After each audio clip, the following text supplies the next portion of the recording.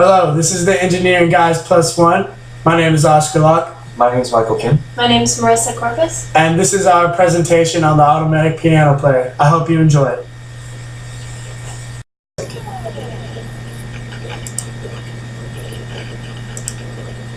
The files used for this project were Piano 3 and Piano 4 text files. The text files were written in ASC2 code with 15 or more notes per text file.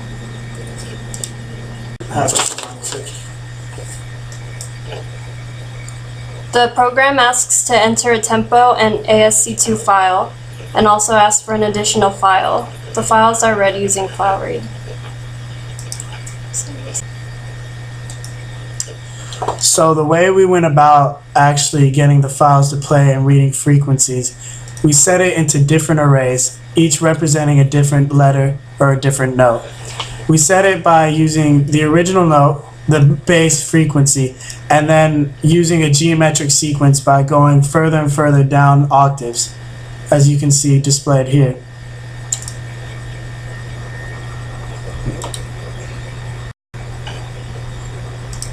So in the beginning, they asked for another ASC2 file. So if at mop equals 0, then it would only play one song. And then if mop equals 1 right here, it would equal 2 songs.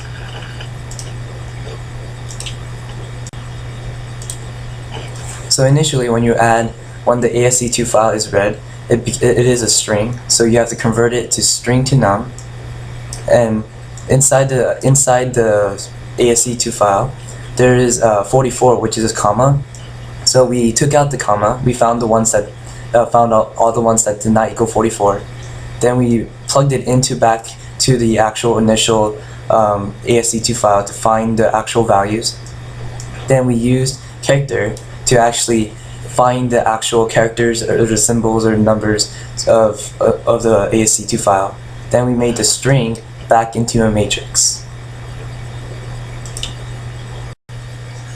So on the first while loop, it asks for the first 5 characters of the ASC2 file, then reads the second ASC2 file, then the third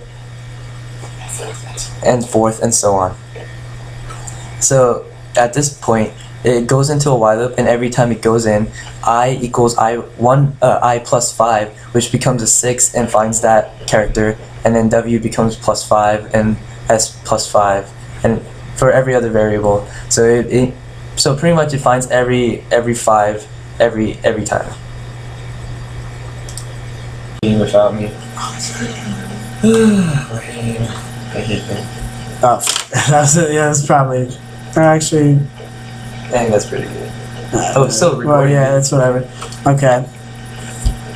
So basically, the way we went about playing the actual notes, we used the first 2 letters of each string from the ACS2 characters. We transferred them, and using, for example, A sharp, A normal, or B flat, we would then find the string values that correspond with the original array that we set. For example, C, C sharp, D, D sharp. After finding out which original values correspond, we each set an else-if statement for all the different values or all the different notes.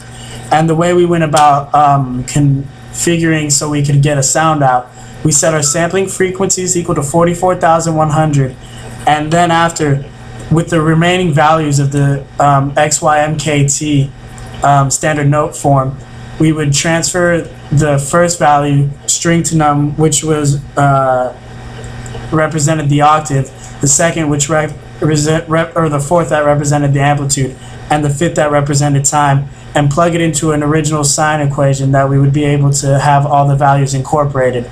After this, we used sound of the original file of M and got our original sound.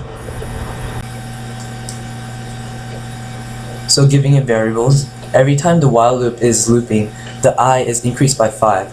So I was initially 1, so right here, if it goes 1 loop, it would be I equals I plus 5, so it becomes 6. So every time it will always play one song.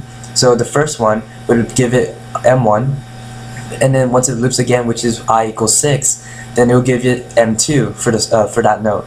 Then it would repeat again and give it M3, and so on and so forth. Concatenating.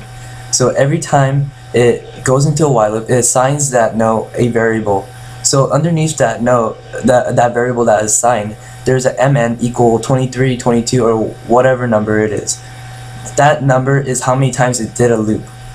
So pretty much, if m equals one loop, or mn equals one loop, then it'll only have one variable. If it's two loops, it'll have two variables. Three loops has three, and so on. And then at yp would equal the concatenation of all variables. If the user specifies two files, then the program will go through the same process as with the initial file, but with different variables.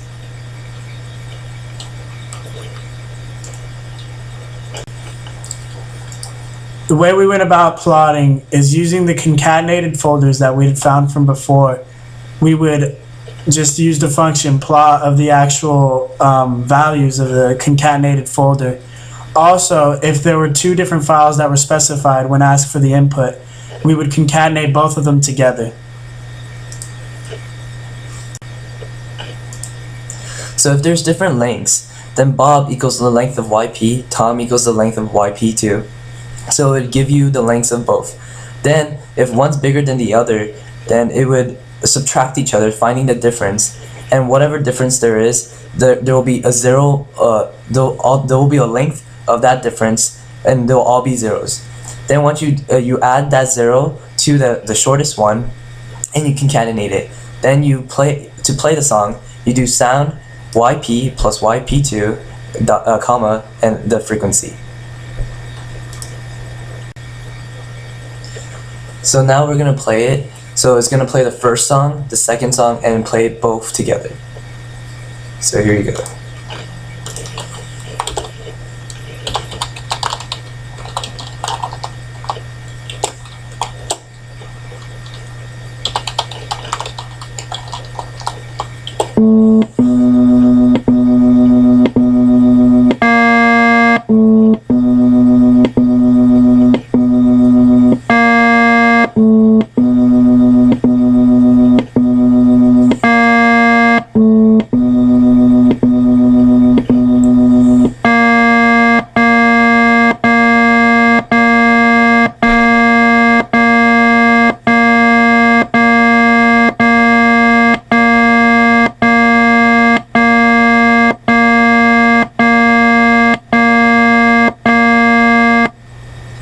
It's gonna take a while to play the two concatenated song. Yeah, it's loading.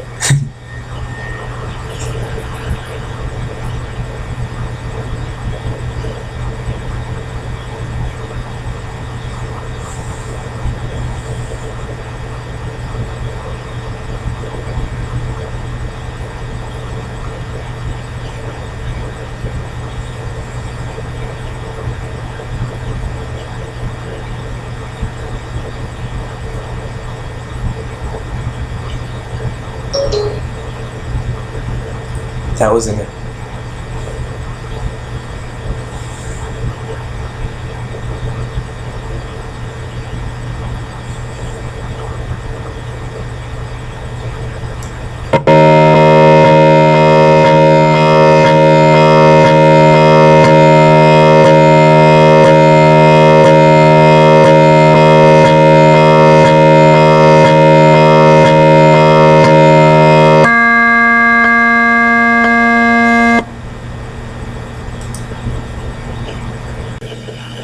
Thank you for enjoying and viewing our automatic piano player project. We are the engineer guys. My name is Oscar Law. Marissa Corpuz. Michael Kim. And we hope you enjoyed it. Have a happy holidays.